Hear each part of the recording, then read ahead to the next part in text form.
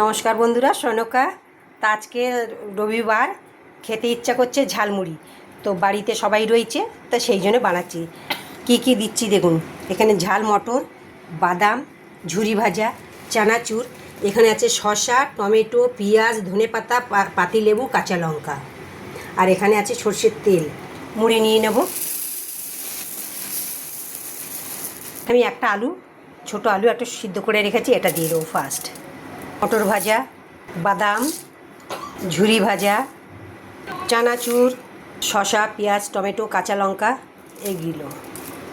সরষের তেল বেশ কিছুটা, একটু বিট নুন, একটু এমনি রোজকার নুন, ভালো করে মাখতে হবে।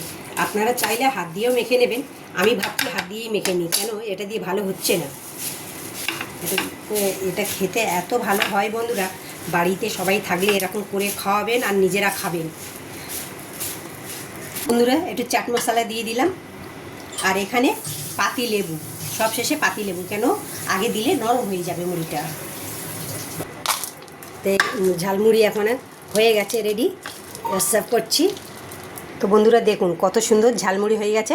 আপনারা বাড়িতে করে খাবেন, আর খেয়ে কেমন খেলেন কমেন্টে জানাবেন। ভিডিওটা দেখার জন্য ধন্যবাদ।